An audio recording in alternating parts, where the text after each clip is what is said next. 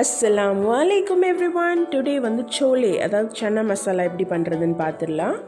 அதுக்கு ஒரு 5 table spoon அளவுக்கு ஆயில் சூடு பண்ணிக்கோங்க குக்கரில்.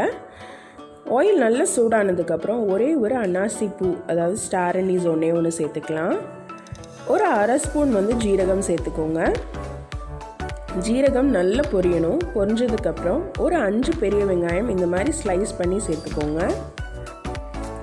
வெங்காயம் வந்து ஓரளவு வதங்கினா போதும். இந்த மாதிரி ஸ்லைஸ் பண்ணி சேர்த்துக்கிட்டிங்கன்னா ஈஸியாகவும் வதங்கிடும். உங்களுக்கு நல்லா வதங்கட்டும். சாஃப்ட் ஆயிடுச்சு பார்த்தீங்களா? இப்போ வந்து 3 தக்காளி வந்து பியூரே சேர்த்துக்கலாம். பேஸ்ட் பண்ணி வச்சுருந்தது. கொஞ்சம் அந்த மிக்ஸி கழுவின வாட்டரையும் நான் சேர்த்துட்டேன். நல்லா மிக்ஸ் பண்ணி விட்டுட்டு இதிலேருந்து எண்ணெய் பிரிஞ்சு வர வரைக்கும் அதை வந்து ஃப்ரை பண்ணுங்கள். பாருங்கள், இப்போ நல்லா எண்ணெய் பிரிஞ்சு வந்துருச்சு. இப்போ வந்து 1 ஸ்பூன் அளவுக்கு ஜிஞ்சர் கார்லிக் பேஸ்ட் சேர்த்துடலாம். இதையும் நல்லா மிக்ஸ் பண்ணி விட்டுருங்க. மிக்ஸ் பண்ணிவிட்டு இதோட பச்சை வாடை போகிற வரைக்கும் நல்லா ஃப்ரை பண்ணுங்கள். இந்த சன்னா மசாலாவோட டேஸ்ட்டே நீங்கள் ஃப்ரை பண்ணுறதுல தான் இருக்குது. இப்போ பாருங்கள், அந்த பச்சை வாடெல்லாம் போயிடுச்சு. இப்போ வந்து நான் வேக வச்ச சுண்டல் அதாவது வெள்ளை சுண்டல் சேர்த்துருக்கேன். கொஞ்சோண்டு உப்பு போட்டு வேக வச்சுருக்கேன். அந்த தண்ணி வேஸ்ட் பண்ணாமல் அப்படியே அதுலேயே சேர்த்துருங்க.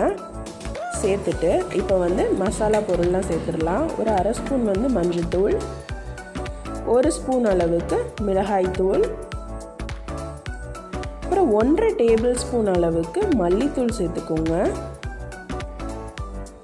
உப்பு வந்து தேவையான அளவு. நான் கொஞ்சம் தான் உப்பு போட்டிருக்கேன், ஸோ அதனால் இதில் கொஞ்சம் உப்பு. அப்புறம் 1 ஸ்பூன் அளவுக்கு கரம் மசாலா சேர்த்துக்கோங்க. நல்லா மிக்ஸ் பண்ணி விட்டுருங்க. மிக்ஸ் பண்ணிவிட்டு இப்போது 3 விசிலுக்கு வந்து திரும்பவும் நம்ம குக் பண்ணிடலாம்.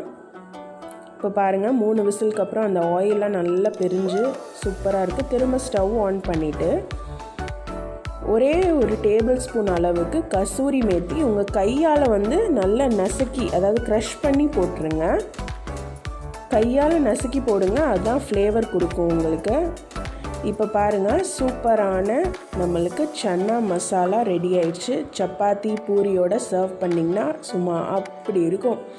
ட்ரை பண்ணி பாருங்கள். என் சேனலுக்கு மறக்காமல் சப்ஸ்கிரைப் பண்ணிடுங்க. தேங்க்யூ.